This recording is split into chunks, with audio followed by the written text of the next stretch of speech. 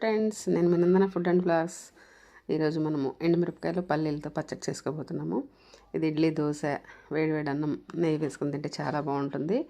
ఒకసారి ఇలా ట్రై చేయనట్లయితే ఇప్పటివరకు ఒకసారి ట్రై చేసి చూడండి. ఇప్పుడు వీడియోలోకి వెళ్ళి చూసేద్దాము. ముందుగా స్టవ్ ఉంచుకొని బండి పెట్టుకొని పల్లీలు 1 కప్పు పల్లీలు తీసుకున్నాను. అవి కొంచెం వేగిన తర్వాత మిరపకాయలు ఒక 7-8 మిరపకాయలు తీసుకొని వేసుకోండి. ఈ విధంగా వేసుకొని వేయించేసుకోండి. వీటిని దూరగా వేయించేసుకోవాలి. మిరపకాయలు మరి నల్లగా అవ్వకుండా చూసుకోండి. ఈ విధంగా వేయించేసుకొని 1 స్పూన్ ధనియాలు, అలాగే 1 స్పూన్ జీలకర్ర వేసుకొని వేయించేసుకోండి 1 నిమిషం పాటు.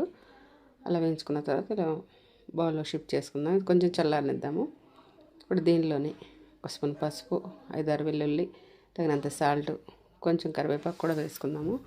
కరివేపాకు అలాగే కొంచెం చింతపండు, నిమ్మకాయ సైజు చింతపండు కూడా వేసుకోండి. చాలా బాగుంటుంది ఈ పచ్చడికి. ఇలా చింతపండు వేసుకొని చేసుకుంటే చూడండి, కచ్చాపచ్చగా మిక్సీ గ్రైండ్ చేసుకున్నాను.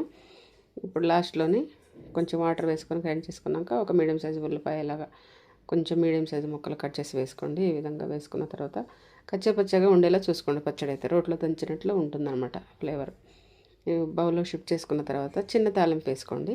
ఈ విధంగా బాండి పెట్టుకొని తగినంత ఆయిల్ వేసుకొని 4 వెల్లుల్లి కచ్చపచ్చ దంచి వేసుకోండి. అవి కొంచెం వేగిన తర్వాత 1 స్పూన్ పోపు గింజలు వేసుకోండి. అలాగే చిటికెడంత ఇంగువ కూడా వేసుకోండి.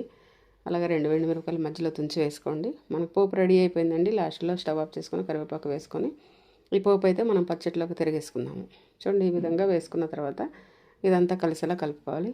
చాలా టేస్టీగా ఉంటుందండి. ఇలాగా పల్లీలు, ఎండుమిరపకాయలు, ఉల్లిపాయతో ఎల్లిగడ్డ వేసుకొని చేసుకుంటే రుచి మాత్రం అమోఘంగా ఉంటుంది. ఒకసారి ట్రై చేసి చూడండి. ఇప్పటివరకు ఇలా ట్రై చేయనట్లయితే కమెంట్ చేయండి ఎలా వచ్చిందో మీకు. Thanks for watching.